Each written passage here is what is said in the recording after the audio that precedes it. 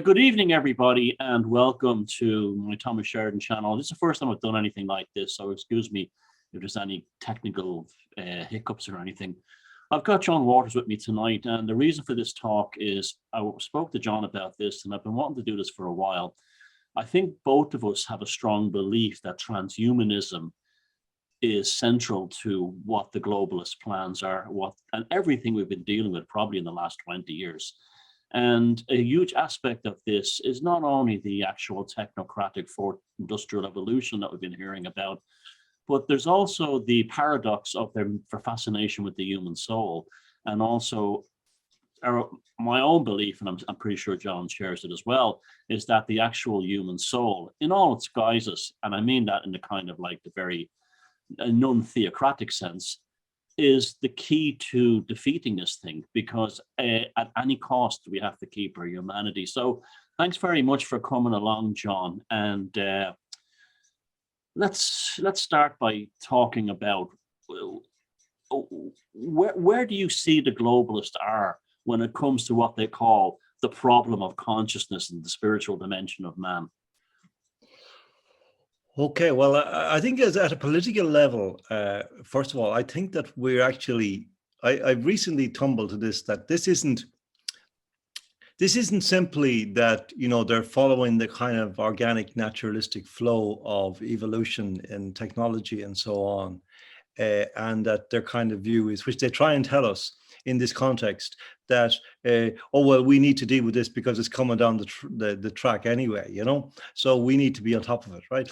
No, I think that actually they are moving this is a kind of a very proactive process, and it's essentially yet another experiment, perhaps the biggest experiment that we've ever known or ever even suspected. I think it's the big one. And to answer your question, I mean, I've been following this for a long time, and it is kind of, it's really something, the most, first of all, amazing thing about all of this is how little it is discussed in in discussion, in media, in the mainstream media, for example. It's hardly ever talked about.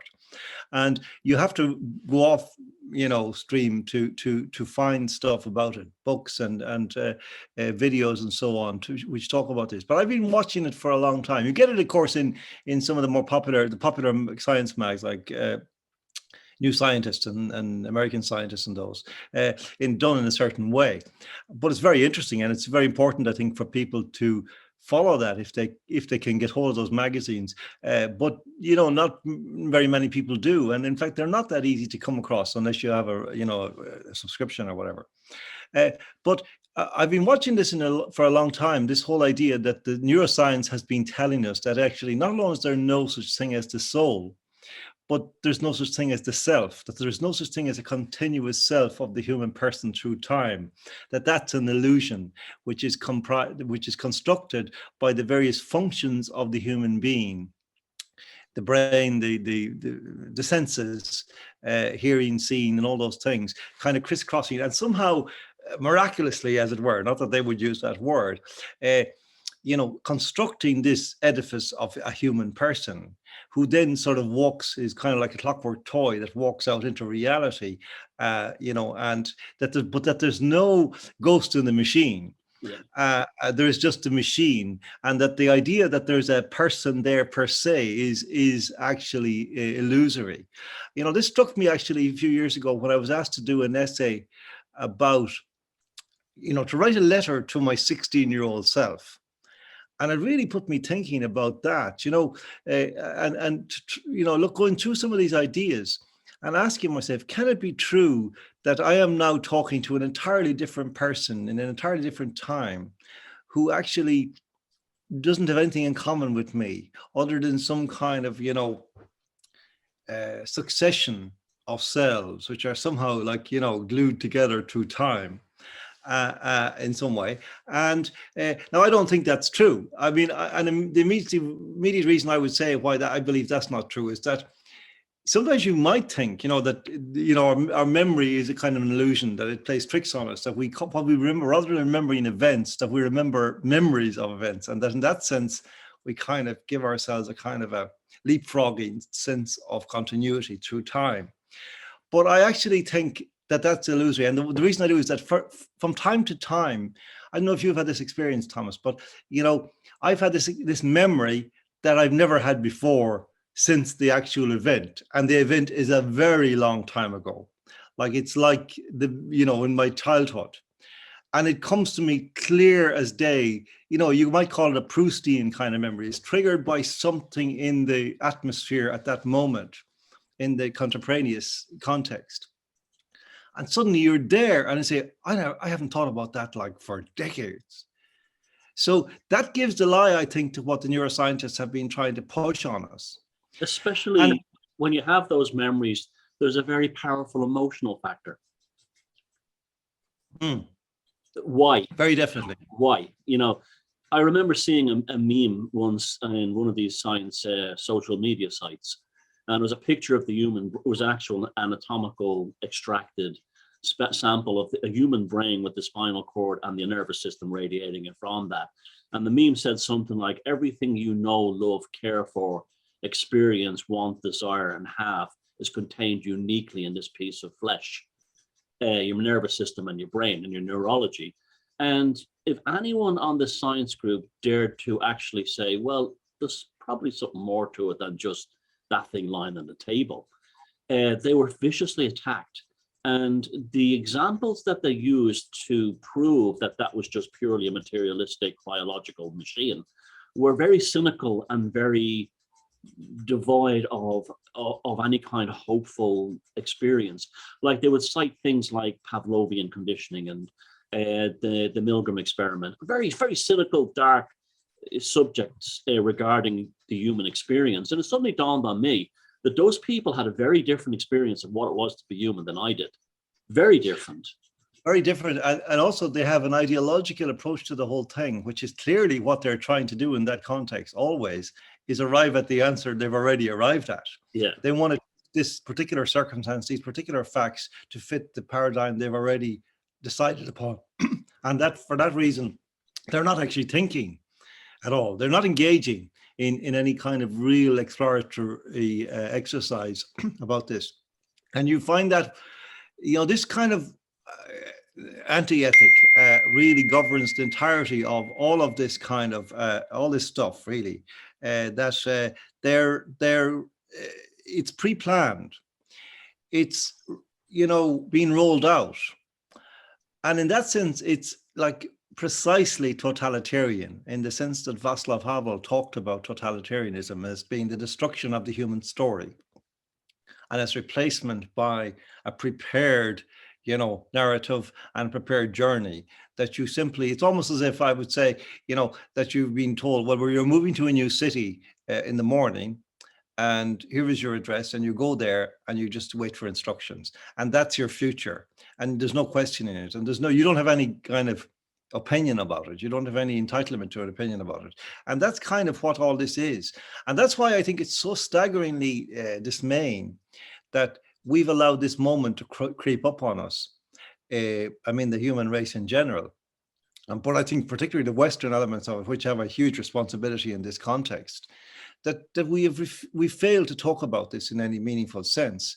And as a consequence of that, now we arrive at a moment when, in a certain sense, all of these processes and all of this moment is owned already by the people who already have the power and own the technology.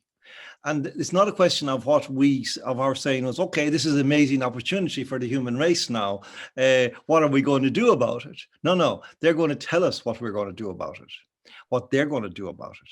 And in another sense, this is very much related to this moment they call the singularity, the technological singularity, which is, as I understand it, Thomas, and maybe you can refine my understanding, but it's that the moment in the future, sometime, could be the near future or the medium term future, but it won't be, they say, very long delayed, when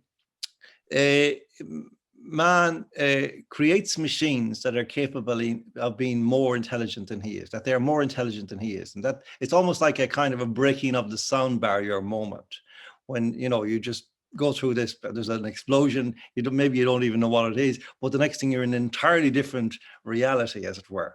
And I think that the problem with that is that, as in so many things now in the world that we find ourselves in, all of a sudden, without having really been prepared, is that when we talk about man, well, who are we talking about in this context? That man, that if you use a sentence like, well, that man's machines will become more intelligent than he is. Well, what man?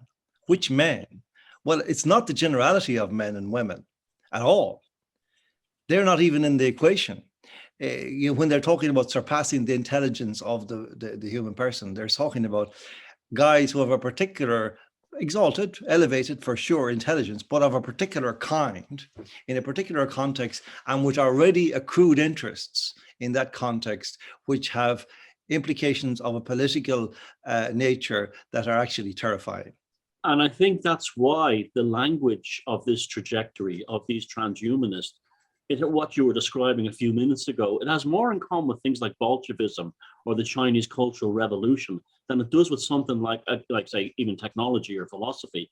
It's very much a sort of fanatical political opinion that's being expressed through the application of technology in order to correct humanity. Have you noticed that they talk like the Chinese, and they behave even like the Chinese Cultural Revolutionists of the 60s? Yeah, well, that's very true. And this is something that, you see, they tell you that it's inevitable, first of all, and they tell you that there's only one course for that inevitability. In other words, the road is already made, the city is already built. And in a certain sense, they're implying, well, we didn't really build the city. That's an inevitable evolutionary consequence of the development of science. That there's no other way this could have happened. And there's no other way it can go from here other than what we're telling you now. And of course, what they're telling us now is that, the human race must merge with technology if it is to survive. Which makes no sense. It's like, where's the big danger coming to us? There is none. I don't think survival in a species kind of sense. I think they're talking about survival in their own personal selfish sense. That like, I've got these billions of dollars. I'm going to be dead soon. I don't like this entropy gig. And I must use technology so I will survive. And yet then they projected this onto the rest of us. But it's really about their own selfish needs. That's right. But they always use a kind of form of blackmail in that context, which is to do with, what if these technologies, we can't unring the bell, we can't uninvent things, and if we don't go on, then these technologies will fall into the wrong hands. We say, well, they're already in the wrong hands, actually. So that we're not worried about that particularly. But you see, and this is the fruits of the failure to discuss the thing.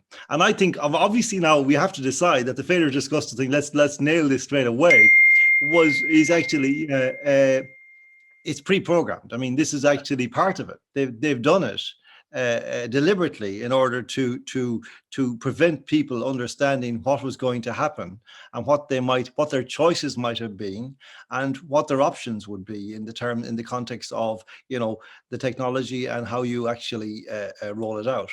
So I think that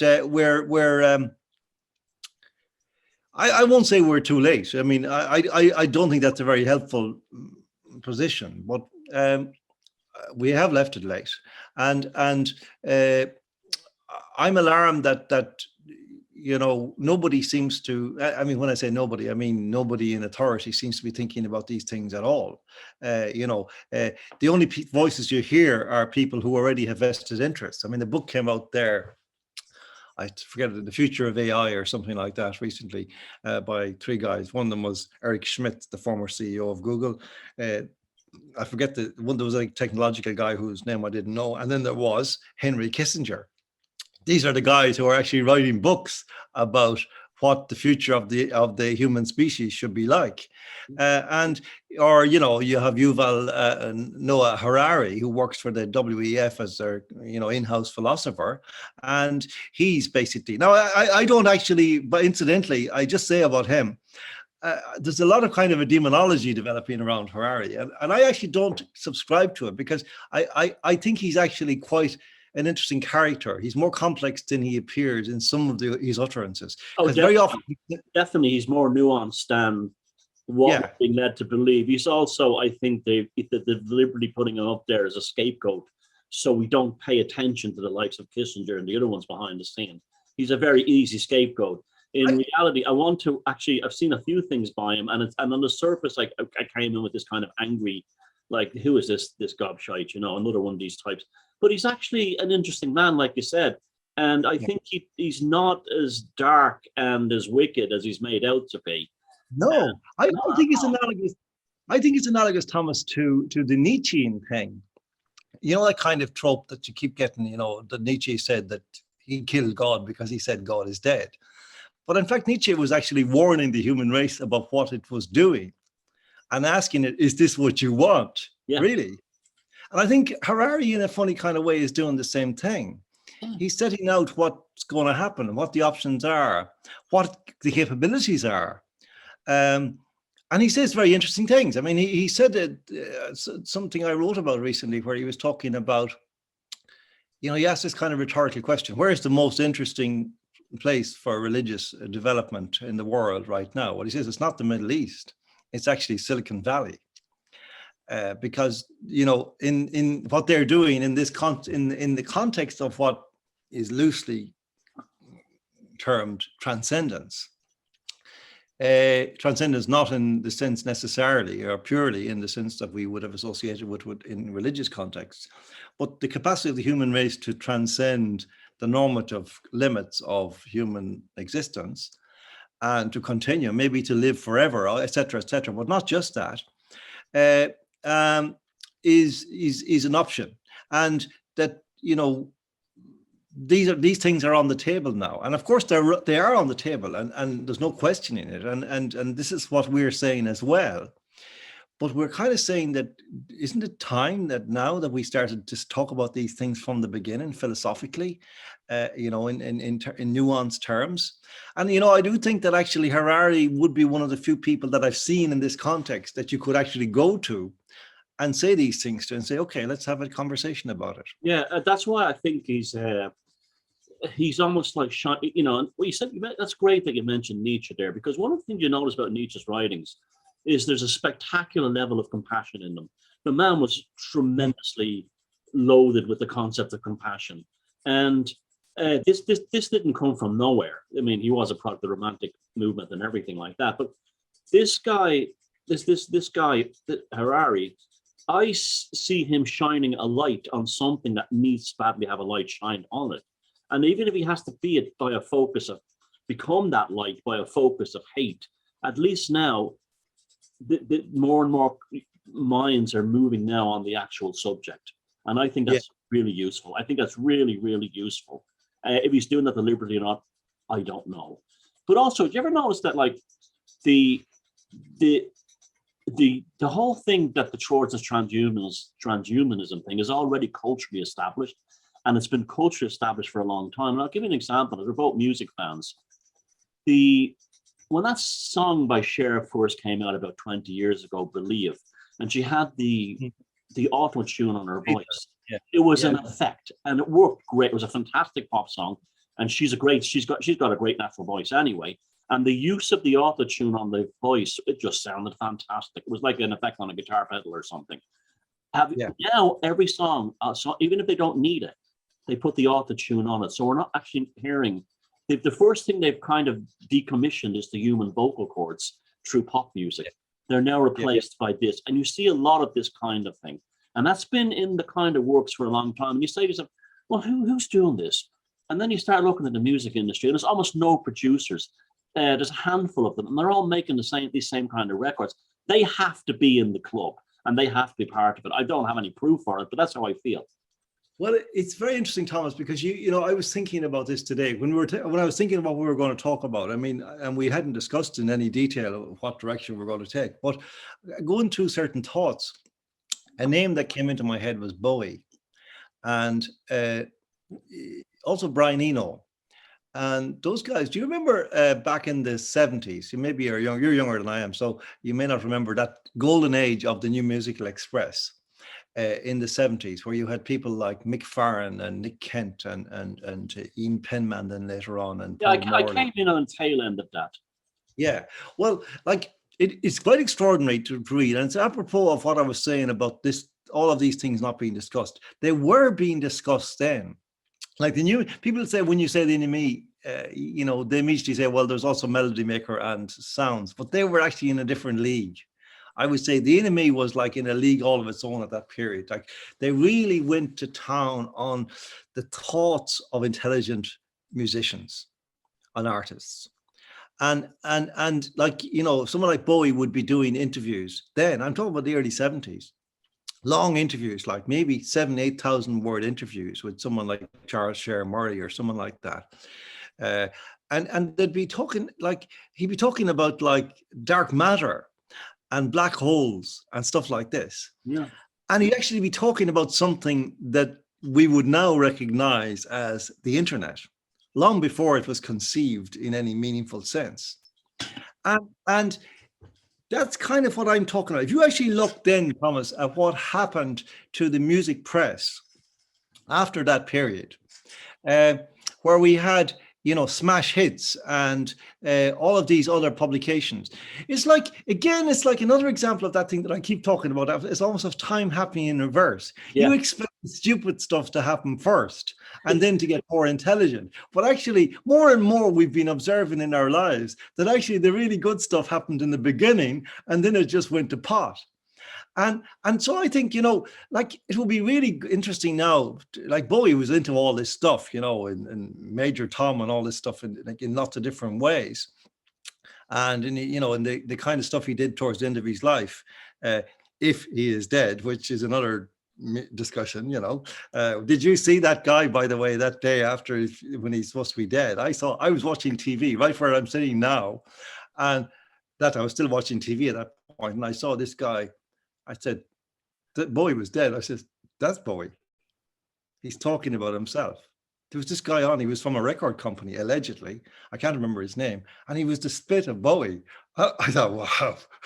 But no, anyway, long story.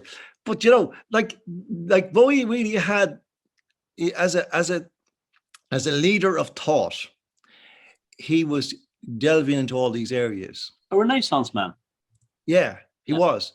And yet, we have, if you actually are you'll actually go out now and if you mention Bowie's name to 9 out of 10 people say, oh yeah, he's great, but they're probably all wearing masks and they're all doing stuff that Bowie would have laughed at. Oh, I'll give you a better one. I'll give you, you talk about like when you say like it gets more shallow as time progresses. But when Bowie died, I know someone who wrote this incredible eulogy of Bowie's death and how Bowie was and I read this and I was really moved by it. And I was saying, wow, I thought I was a big Bowie fan, but this person really, really was out there on a whole other level. And so I did a painting for a friend for their apartment. It was a painting I did. It was a gift for their new home, and it was a painting of the video of Ashes to Ashes, the scene where him, Boy George, and Steve Strange are walking in front of a digger. And so I painted that painting for them as a gift. And I showed it to this person and I said, look, you're going to like this. And they didn't know what it was. Their admiration for Bowie was completely superficial. It was the current thing. And this is the celebrity you've heard of that you're supposed to, what's the word, eulogize. And you get a lot of, and that's also part of the transhumanism too as well.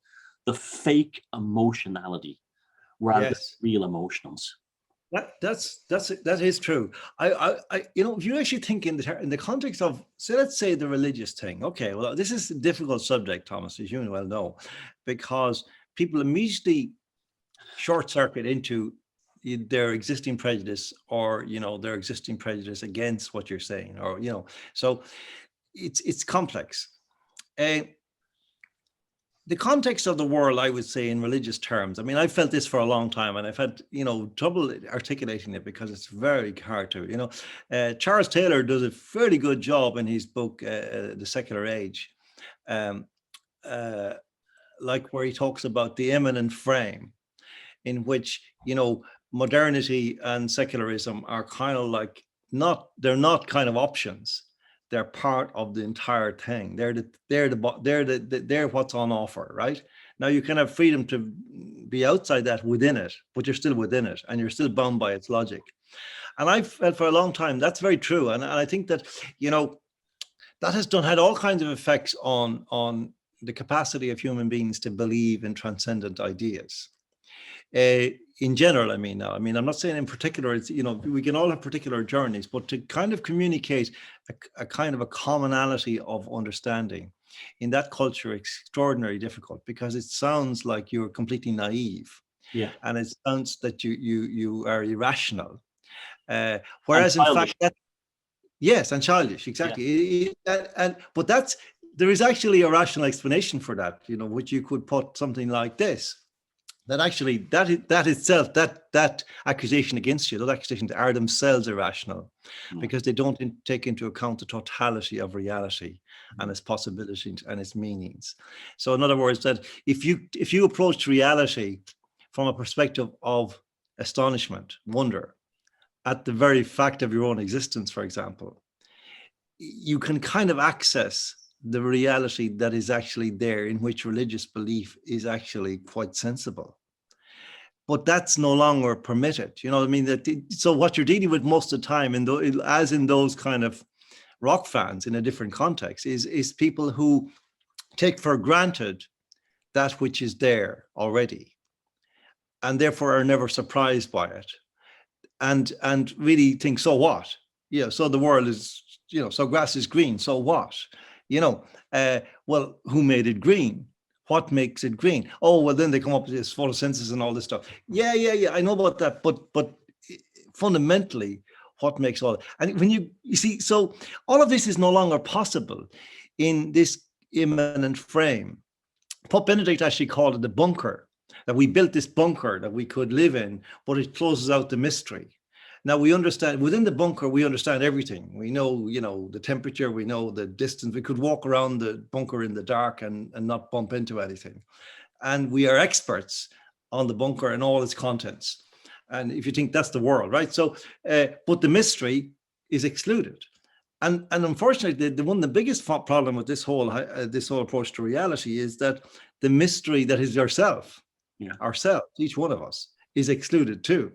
We don't allow. We're only machines, you know, which are capable of breaking down and needing fuel and needing winding up and needing to go into this strange thing you lie down on every night and you know, you can recuperate and so on, and then you have another day of machining in front of you, you know, and so these are all part of a world that we never talk about.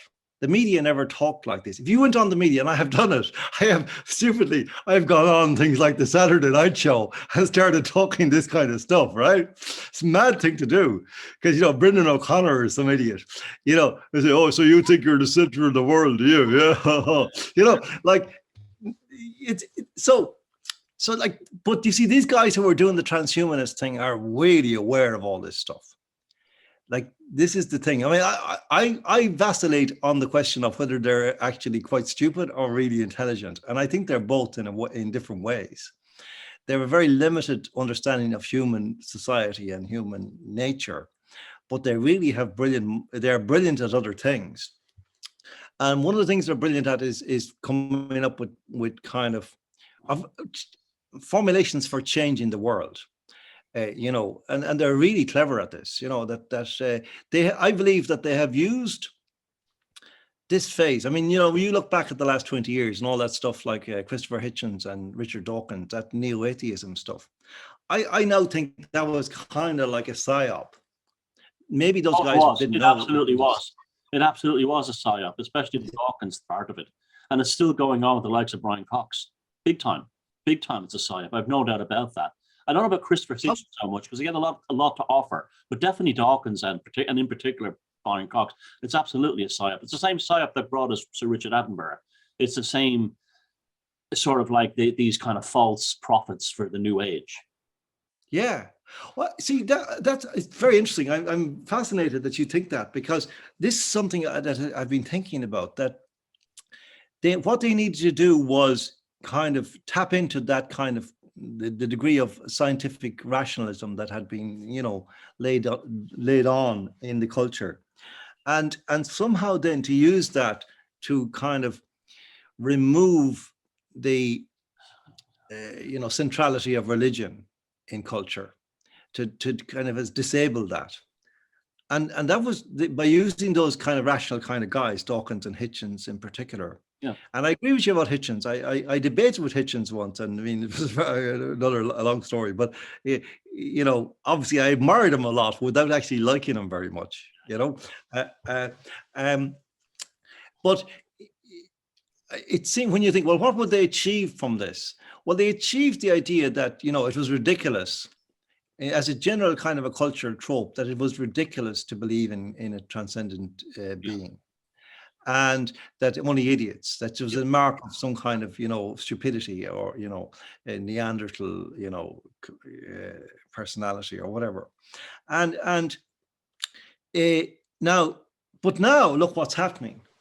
That they're actually using, I mean, I've been saying for years that man has a kind of a transcendent sense, that he can't really function without it. The idea of the higher power, it's used in addiction counseling and AA at the most fundamental, in extremis. When the human being is in extremis, this is what they call in. And I think of it as like the higher power. It's almost like, the bumping cars, the Dodgems, that it's this thing that's touching the roof overhead, and it's creating the circuit that's driving the car. That's driving the car. The car looks like it's like a normal kind of car, but it needs this thing. And if you disconnect it, like if the guy wants to actually fix the car, he pulls down the iron thing and stops it making contact with the grid overhead, and the car stalls, and then he can fix it and so on. So I think this is kind of what they've understood, that yes, this is real, but we need it. We want to usurp it. Yeah. And we can use it. And that's now kind of what they're doing. And they're making this connection now with their whole scientific, with the kind of transhumanist technologies. They're making this connection, which is, and Harari is talking about this in a very interesting way. I mean, in some ways you could become, I know a lot of people become Catholics and so on, become quite distressed by the way he talks about it. And I can kind of see that, but I think he's speaking factually, that these things are possible, and that, in a certain way, I would say, well, in a certain way, with all religions, aren't we really only speaking in different languages anyway? Exactly. And what you were saying there about the totality of the human experience, but in terms of the secular and the spiritual as one. One person I wish was still alive today was Salvador Dali. I think he would be an interesting voice that we could have to actually help us negotiate this, because he was very much the embodiment of that. He was on his deathbed, he used to host conferences by particle physicists and quantum scientists about the nature of reality and where the world was going. And he was also a devout Catholic, and that was expressed in his paintings, like Corpus Hypercubus, the one where Jesus is almost like a quantum god, and the other one of St. John of the Cross, which is in the gallery in Glasgow. And these are incredible works of art. He actually was able to find the happy medium between those two totalities within surrealism. And he paid a price for it in many ways, because he was considered a fascist and stuff like that, because he moved to Spain, in order to continue his spiritual life and so on. And I often find we're badly lacking these kinds of individuals these days. We're badly lacking that kind of artist in relationship to this transhumanist trajectory that's moving forward. Do you think there's an element, I believe there actually is, of them believing that they can ascend to a type of godhood in a kind of a technocratic paganism or something like that? And I'm not being derogatory towards my own paganism or other people's paganism, but I mean in terms of their own kind of mindset. I think definitely that is what's afoot, because well, there's so many layers to this to explain how this might work, but fundamentally you got to look at the fact that it starts with the idea that you can merge man with the machine. And if you take into account then the singularity aspect, well, if that is on the table, if that is available, and even as things stand, you can actually introduce into the human being a level of intelligence that far exceeds certainly the functional parts of his own intelligence. Now, you may say, okay, well, and some people do say, well, look, there's lots of other stuff that the human being has, intuition and creativity and all these things that can't be actually, broken down and inputted into a computer.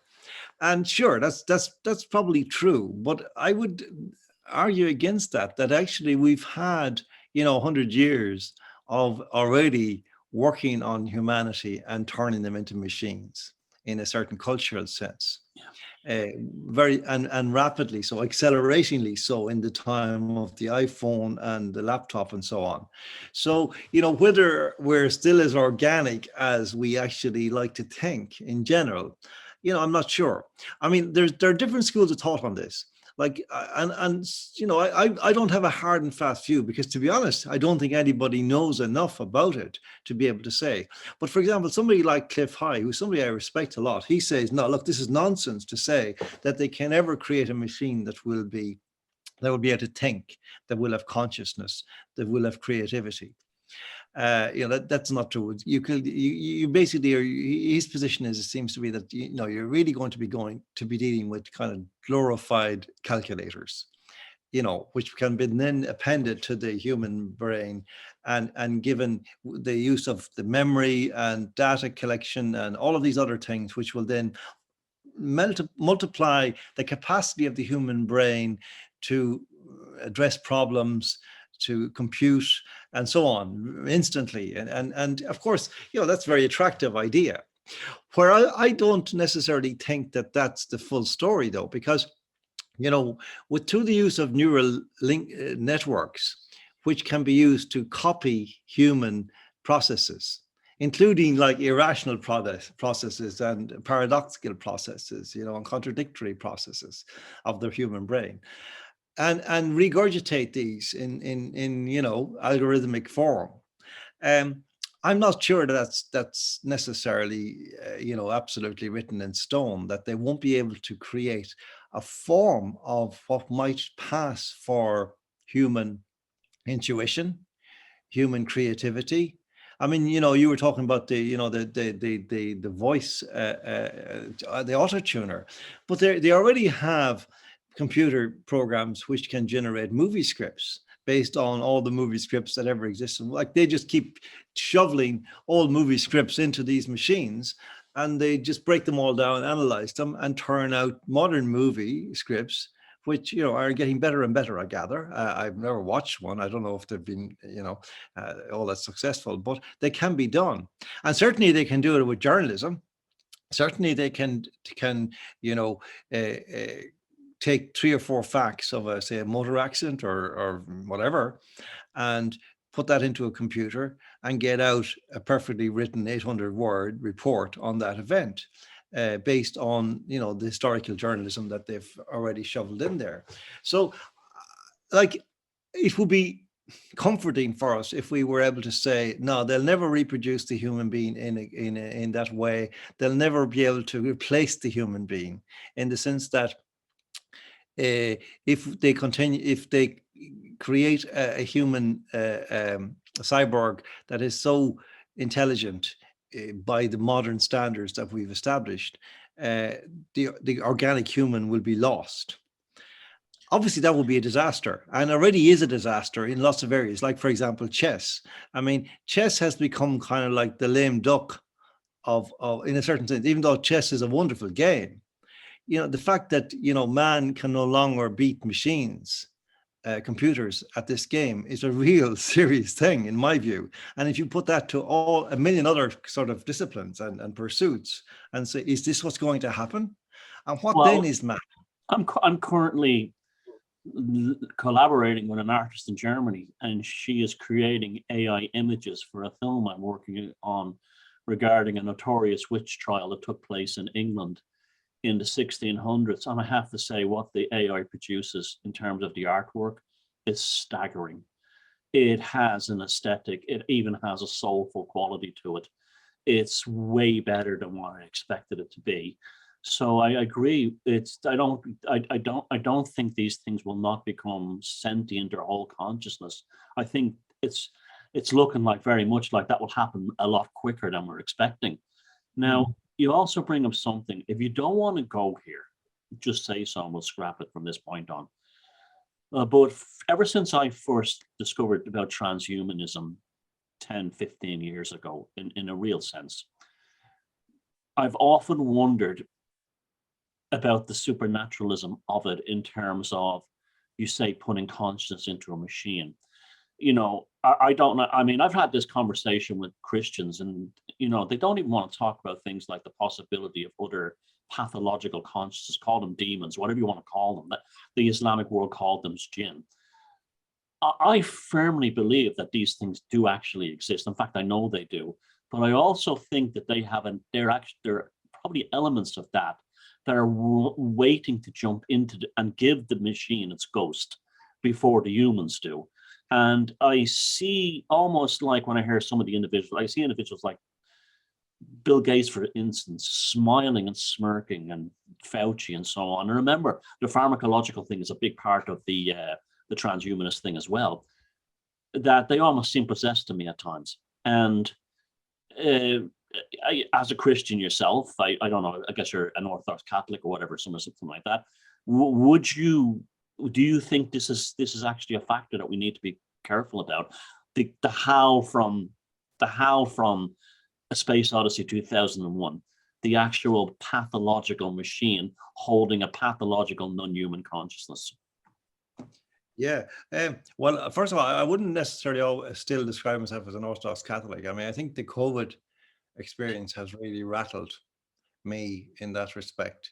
You know, the treatment of people in that by the church, I think, is something that it needs to be addressed very quickly, right from the top, because it's completely off. You know, I mean, that it, you know, okay, let's just briefly touch on. I didn't mean to offend you by that terminology. I meant no, I'm not. Like no, that's fine, but a focused kind of Catholicism outside outside the machine. Yeah, well, I mean, like, we'll put it in a very simple kind of, you know, framing of this question in relation, just briefly in relation to COVID, like that, you know, the Jesus that we know of, right? That's just like, you know, what would he have done in the COVID? Would he have been going around screaming at people, wear your mask? Yes or no? You know, that's all I say. Okay, so like, now on this, no, yeah, no, I think like that's a very Nietzschean compromise, but go ahead, I agree. Yeah, so I don't speak for the Vatican on this, Thomas, right? Okay, but if you actually look at the increase in recent years of the number of exorcists being employed and trained and employed by the Catholic Church, like, you will know that they take with deep seriousness the question you've raised there in terms of the existence of demons and the existence of dark forces in the world. There's no question about it. And I think further that your references to Gates and these other people, I think there's something very real there. We've discussed this before, but clearly you would have to say that what's happened in the last 2 years at that level has been deeply malevolent, visibly malevolent. Like, I mean, there was almost like a sneering demonic sadism. Yeah. Yes, and still is, you know, they're still doing it, even though they're losing the battle now. All the arguments are falling apart, and then they're being revealed as the frauds that they were and the liars that they were. But so, yes, I think it's absolutely rife for this kind of manipulation. What better way to enter into a human person than through the technology, which makes it easy? Remember that the purpose, if you actually think deep down, the kind of purpose of all this, apart from the purely kind of abstract kind of experimental nature of it, which I'm sure is a factor for a lot of these guys, it's just a pastime, you know, in lots of ways. But they actually, it's control. Like, they've actually, you know, shown that you can actually control human beings. Look what the success they've had with the iPhone and these technologies, where they basically they've shown themselves that they can actually bargain people out of their most fundamental entitlements in exchange for the diversion created by these technologies. And so therefore, if you then take it to the next step, which is to basically, you know, is to insert those technologies into the human person, and then you amend, you start, like, they've been talking about this for many, many decades, the whole idea that at a certain point evolution would shift from the biological to the technological. And in a certain sense, that is more or less the same moment as the singularity. Yeah. So that, and at that moment, that's when the demons start to get it easy. It gets really easy then, because you're no longer yourself. You're no longer, as it were, driving the car. The car is driving you now, literally, because you'll be doing that as well. And so this is like about control. They've actually figured out that they can basically run the person by data surveillance and all of these technologies and coercion, soft coercion, but backed up by hard coercion, which is what we've been seeing. You've talked yourself in the context of COVID many times about the religiosity, as it were, of the COVID project, the ritualistic elements, the sin elements, all of those ceremonial rites, all of those things, undoubtedly, and so that clearly, for all the talk that has been for the last 20 years about God is dead and the new atheism and irrationality and all blah blah, these guys are really keen on religious rights and so on, and they see this in a certain way, that they can basically they know this stuff is still in there in the human person. Whatever the brain is telling the person, whatever the culture is telling the person, they know that that's in there, and that it can actually be retuned to their project, which is ultimately, as you said, about the deification of man. But as C.S. Lewis warned us, when God becomes man, it's not all men becoming God. Yeah, it's a few men become gods, and that's kind of where we are. I mean, that they will control the. But here's the interesting thing, Thomas, that I'm not sure that they, when you actually look into this stuff, it's very interesting to look into the logics of it. And you could really spend all your day, every day, for about 5 years going through this stuff, trying to figure out what's going on and you still wouldn't have scratched the surface of this. It's so deep. And it goes back a long time as well. I mean, I think that atheism thing of the last 20 years is part of this pathological possession. I'm just going to use that word in the broadest sense. But it goes back to things like the Fabian Society. H.G. Wells, it was a pretty nasty piece of work when you actually read some of his letters. He had a vicious sectarian hatred of Catholics. He basically despised the working class, and his writings were all about future-proofing this kind of world. And the religiosity he was very aware of. They knew that even though they called themselves atheists, and they despised us. Even the Bolsheviks knew this, that you get to these people by indulging the religiosity, it somehow taps into their spiritual core. And I think these people are very aware of that. They know exactly, it's almost like, it's almost like an anthropological study of human beings by these punch upon us.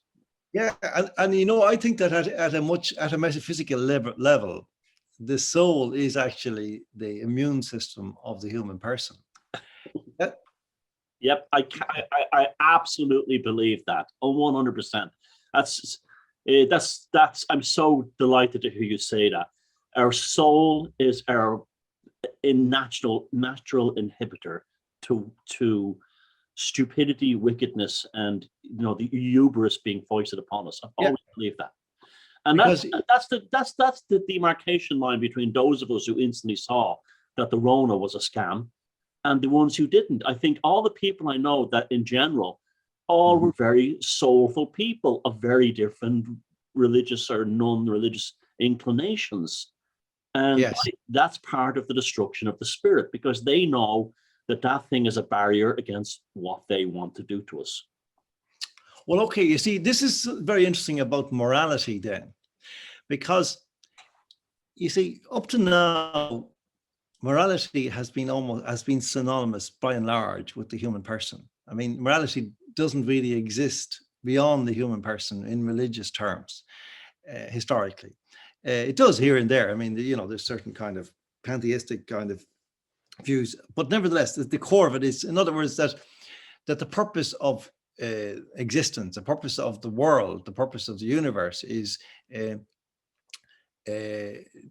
to contain and to make fruitful the human species. That's certainly at the core of Genesis and all that, right?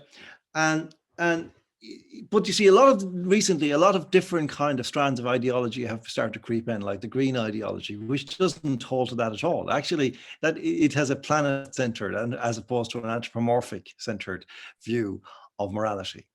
And this is now bleeding into public culture in a very rapid way. We can see this now, where we're facing a winter of being basically queuing up for a bucket full of petrol. And this goes back to the original groups like Earth First, who wanted to exterminate. They're basically a bunch of hippie aristocrats who wanted to exterminate the human race. So badgers could have a perfect life or whatever.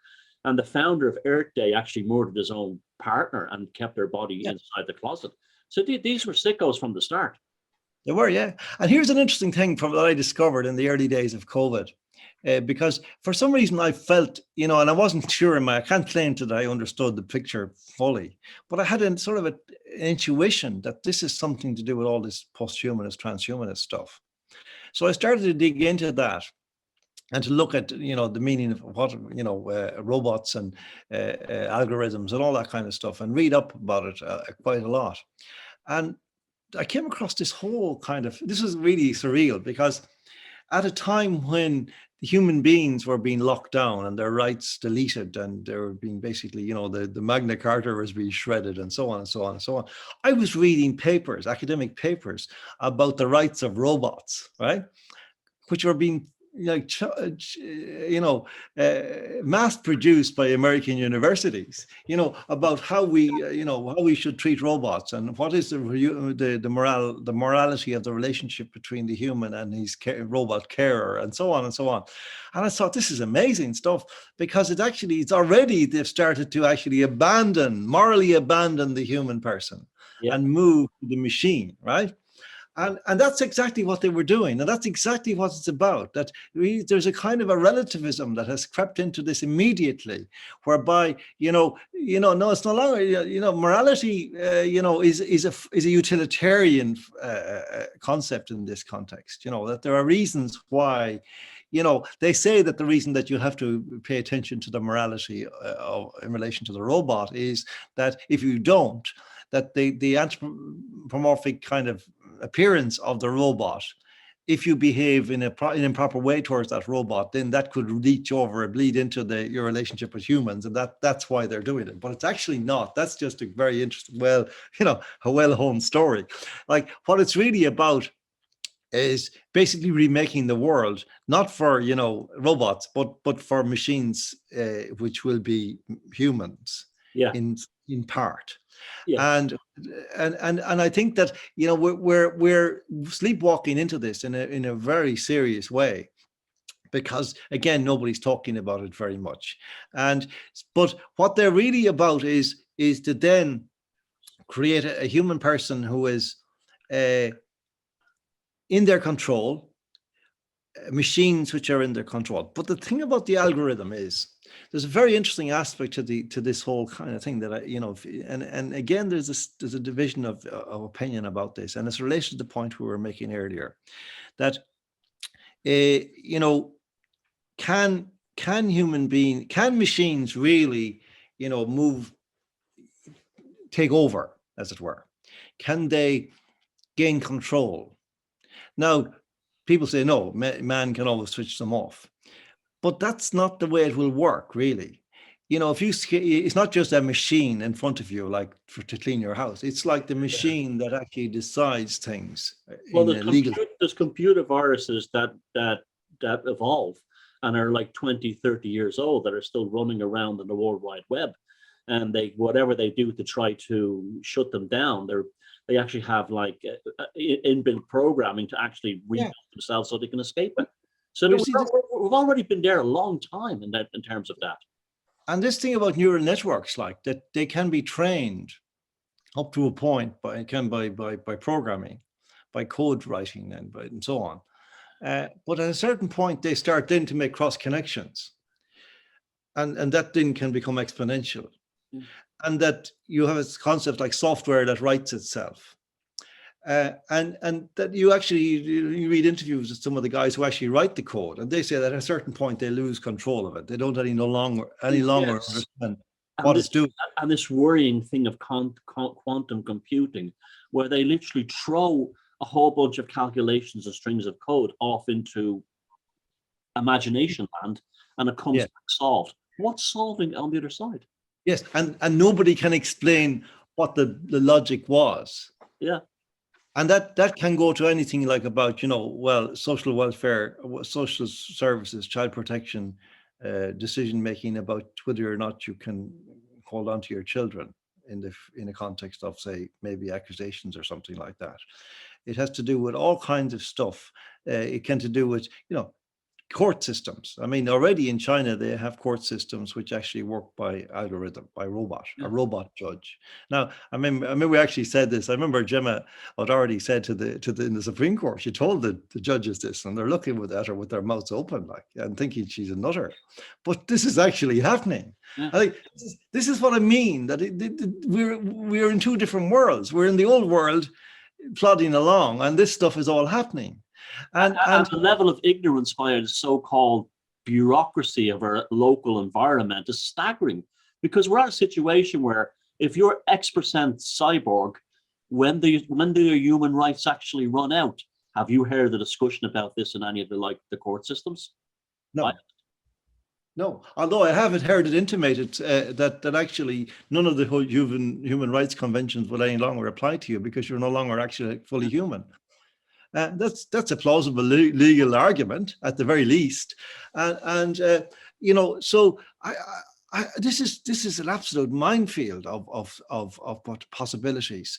All of them dark, or very often dark. You see, because this is the point. When you come back to it, I had a friend one time, a guy called Mike Cooley. He died only there in 2020 in his 80s. He was a contemporary of Tom Murphy, the playwright from Tuam. They grew up in Tuam, and he was he used to design computer systems at a very early stage for the Japanese when they were the market leader in that sector. And he was also a philosopher, and he was absolutely almost frantic. I'm talking about the 90s now, about what was happening even then as he saw it, that we were going down the wrong road in the context of technology, that there was a choice, and that it was essentially,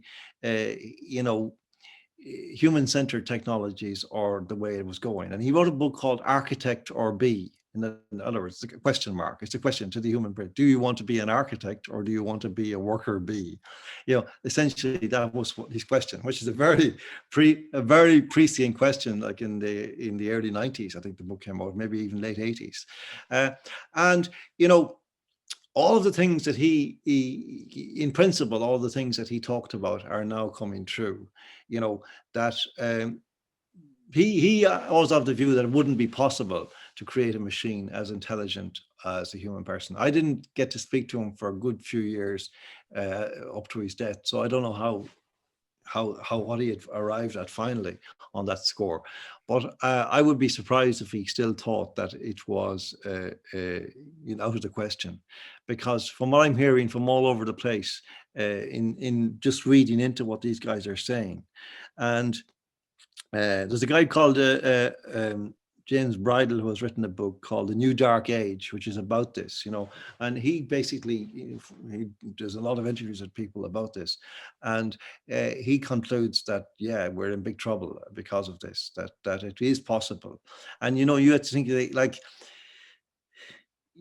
you actually think that all the material in the world, all it takes is time to input into computers and then write as code, which can be done by the computer itself.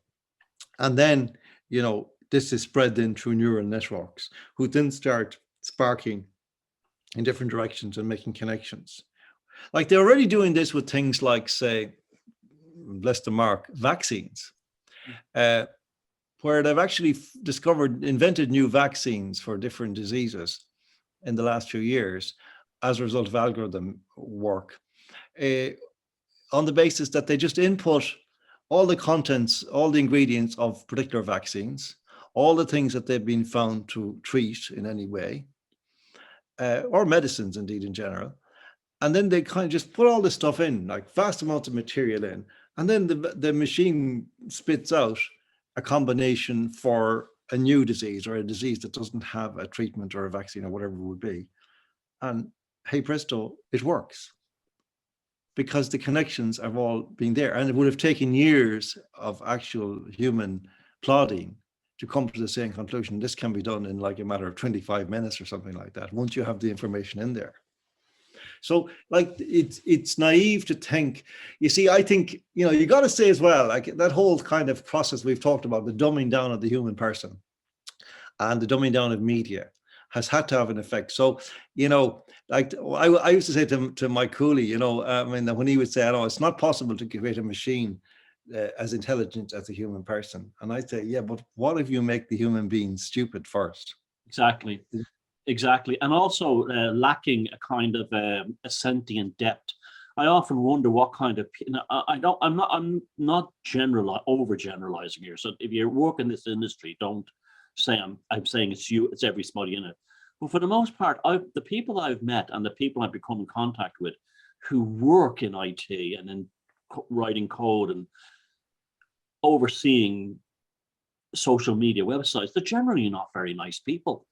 And I often wonder if that's also part of the appeal. Another thing, if you look at these companies like Boston Dynamics that are creating these terrifying, like dog-like robots, all that's missing is the machine gun on the top of them.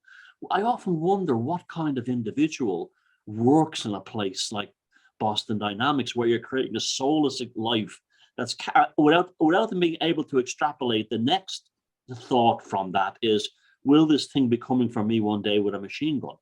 That I find incredible. It seems to me that industry is dependent on people of a low sentient, low spiritual nature in order to keep on going, because anyone with a conscience in that field would immediately realize that they're doing the work of the devil, to use a Christian, Well, it's a very interesting thought, and you put a new thought into my head, Thomas, which kind of brings because you're bringing together a number of factors, the COVID thing, what we've talked about, the menace that appeared in people that we had previously unsuspected of this, the technological thing, the religious thing. Charles Taylor's idea of the eminent frame, of secular materialist society and all of that. And you wonder, actually, are we actually moving into a time when, because there has developed a kind of, that kind of way that sometimes secular atheists or atheists tend to kind of take delight in tramping on the values of the religious, of the religions they've abandoned. Yeah. They giving the two fingers to it, right? Yeah, I've been there myself, and I can tell you it's a kind of an immaturity. That's what it is. But it's very, very common now. And it seems that this is a part of it in what's going on in the COVID thing. And at this general time, there's this sense that, so that how do we actually show, manifest our unique identity? Well, we spit in the face of Christ, as it were. Or we spit in the face of the gods, or we spit in the face of the belief of others. And because we're so bored and tired of them prating on about this stuff, which is irrational and superstitious and blah, blah, blah, blah, blah, that kind of thing. That I think is almost the color of the age we're now in. Yeah. And in a certain sense, the whole COVID era is an expression of that. It's that erupting into full view. And in a way, that the darkness that we feel about this is not our imaginations. We're not hallucination. There is something deeply, deeply dark about all this stuff. Now, as we wind this down, I want to finish on a positive note. What's the way out of this? What's the hopeful aspects of this going forward? I'll just say, for me personally, I think that the deliciousness of human experience will never be replicated by a machine experience. By that, I mean the sensuality of seeing a sunset or this kind of thing. Yeah, they could probably make it an artificial reality, but it wouldn't invoke those sensations that you were talking about earlier on, where you suddenly recapture a memory of a time you forgot, and it brought this emotional sort of wave upon you. I don't think they'll ever be capable of that. But I also think that there's also the possibility, and this could be way out there, that that the human consciousness, the spirit, the psyche, whatever you want to use the Greek term, the psyche and the soul being the same thing, that even this may be a spiritual challenge to humanity. Like, again, to use a Christian thing, the devil is tempting us again. And we must, just like it did with Bolshevism and definitely did with the whole Rona thing, absolutely, I totally believe that.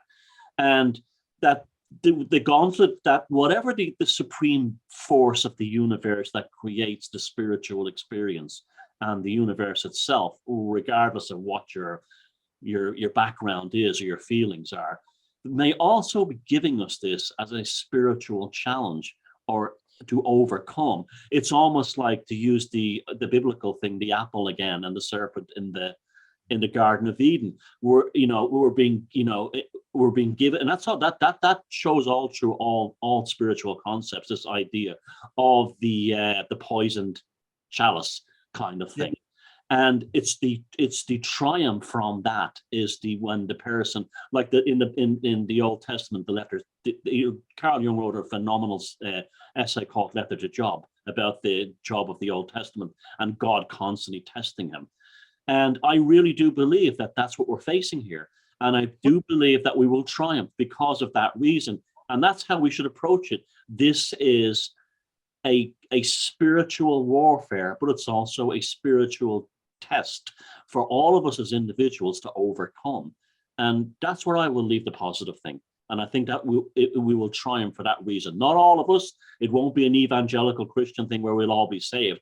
But the ones who are worth saving, and I don't mean that in a chauvinistic sense, I mean the ones who are ready to be saved will be saved by their own spiritual dynamic nature.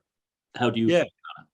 Yeah, 100%, Thomas. I do think that all of the sketch we've been making in the last hour is that, we're describing what confronts us, and we're describing how it's made up, and to the best of our ability. It's not a perfect sketch in any sense, but that essentially is the challenge that we face. And by making it visible to ourselves, we will actually begin to understand that this is what faces us. And obviously, if the human race is to go beyond this stage, it needs to overcome this, to find a way of absorbing all of this knowledge and technology in a way that is positive for its own development, rather than I would say in this case, lethal and terminal.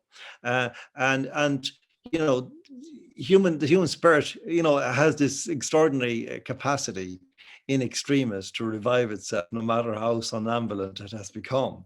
And I think that's kind of really the moment we're rushing towards now, headlong, where we will all be called upon to actually think this through, confront these forces, and actually, finally overcome our laziness that we've really been all guilty of in the last few decades of our lives. You'll have to say, in failing to really go after all of these questions and make sure that we, as a species, were on top of them, rather than allowing them to become on top of us, which is what's happened. It's an evolutionary thing in the broadest sense.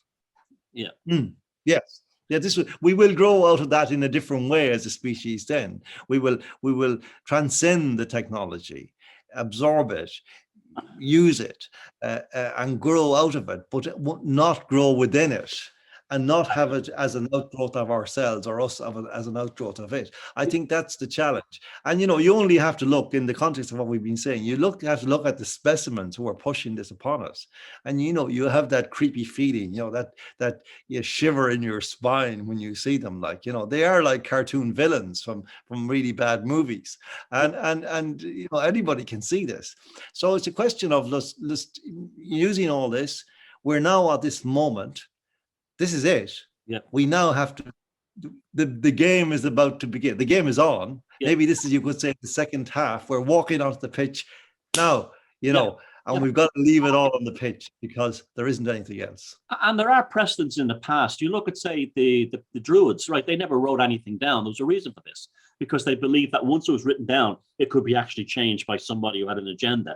But what happened eventually was the Druids became the early church, and then from this we developed this incredible lineage of Celtic and Gaelic literature that directly came from the past, and also as a struggle against the new Roman way of writing things down and recording them. So Yes. there's an example of how it was turned to a triumph, and we can do that again. Yes, and you know, I harking back to what I was saying about the Catholic Church. I mean, I personally don't believe at this point now that the Church corporate has much to say on the usefully on these matters. But I do think that the lineage, for example, in Ireland, you know, of Ireland's Christian past going back to its pagan past, that trajectory has a lot of fruit to deliver yet into this culture. Big time. And so people should remember that this is a challenge. I honestly do believe, especially regarding the Rona, but also this thing that's coming up, that we will be the mythological characters of the future. The Grail mysteries of the Grail romances of the future will talk about the people who stood up against this kind of thing. And I've no doubt about that we're on the right side of history. And so let's just remain on the right side of history. We've already shown what we're capable of standing up against. All we have to do is continue down this path, and we will actually regenerate the human spirit again in the zeitgeist in terms of what it should be. I truly believe that, and I know you believe that too. Now, John, before we go, I know you have a fantastic Substack page where people can get you. I didn't give an introduction at the beginning because everyone knows who you are anyway. And so people can find you there. And before we go, give us some closing comments on anything you're working on, or anything you have to offer. Well, I suppose floundering in a certain sense, because we're caught in this situation. So I'm writing out of this situation as much as I can, and I hope that, you know, if we can recover our equilibrium, I'll be able to publish some more books. You know, at the moment, you couldn't. Nobody will publish books that are telling the truth. So we need to get beyond this, you know, and that's the battle. But I'm working on all of that, and there isn't anything else. You know, I must say, you know, I've been struck in the last while by, you know, the kind of pointlessness that has now settled down upon literature, that it is almost dead, and that we need to actually find a new way of expressing it. And we have to rebuild the edifice of writing from the ashes that have been created by the fire of COVID. John Waters, thank you very much. And the dialogue continues. And thank you everyone for watching this. Thanks, Thomas.